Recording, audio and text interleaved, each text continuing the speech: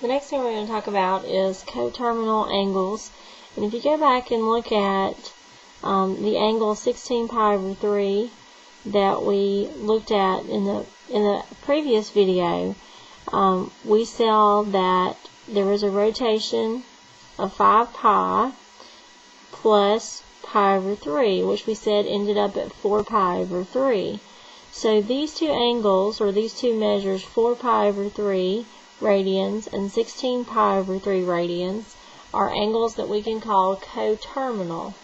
That is, whenever we look at the graph, they look the same because they have the same initial ray, or same initial side, and the same terminal side.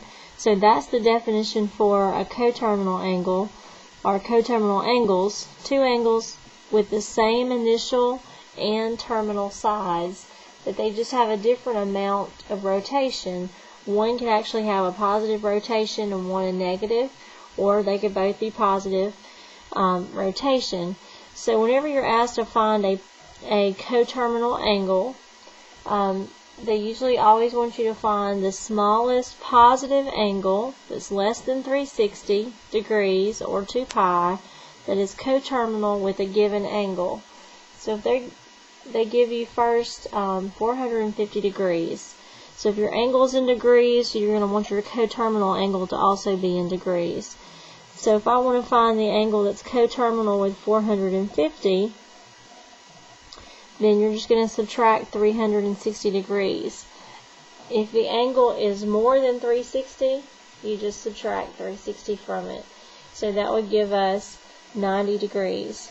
So that means 450 degrees and a 90 degree angle would have the same initial ray and the same terminal ray whenever we looked at them on the graph, but their measure actually differs by one rotation of 360 degrees. Okay, if they give you a negative angle, like number 2, gives you negative 79 degrees, then if we want to find the smallest positive angle, less than 360, since the angle is negative, you're going to have to add 360 degrees.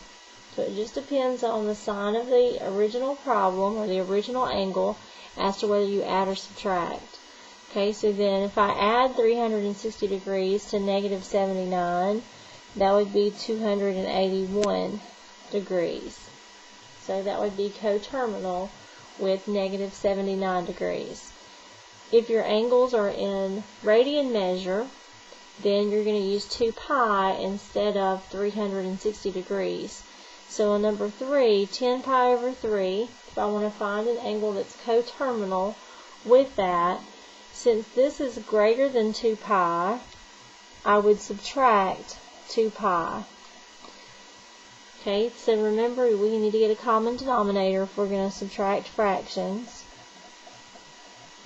So I could rewrite 2 pi as 6 pi over 3.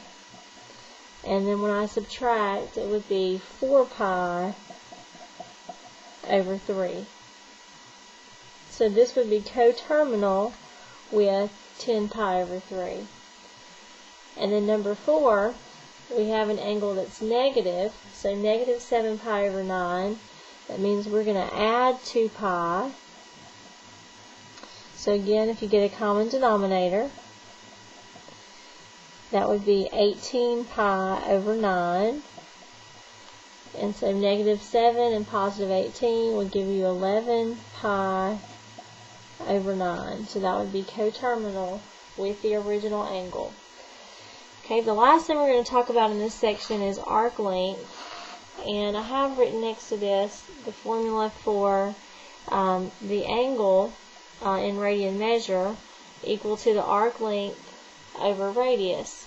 Okay, we can take this same formula and solve it for r. So that means, not r, but solve it for s. So that means s would equal r times theta. And again, your theta has to be in, or would be in radian measure. So you can use this formula if you're asked to find the arc length of a given central angle. So the example you might have would be like this one. Find the length of the arc on a circle of a radius r, intercepted by a central angle theta, and then they will tell you, how many decimal places to keep. This says round to 2 decimal places. R is equal to 8 meters. Theta is 50 degrees. Okay, remember this formula is only for theta in radians.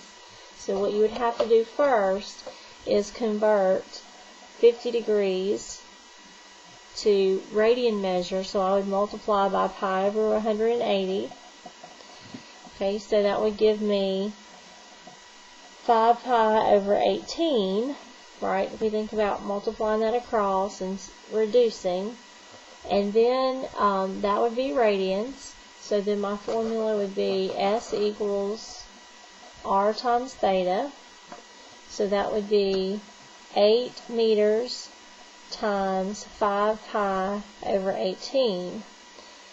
Okay, because they do want you to round to 2 decimal places, this means they want you to multiply and use your calculator value for pi. So what I would do on the calculator is just type in 5 times pi times 8, and then divide by 18. And I get 6.98131, so on. Okay, so I would just want to keep 2 decimal places. So this would be S is approximately 6.98 meters.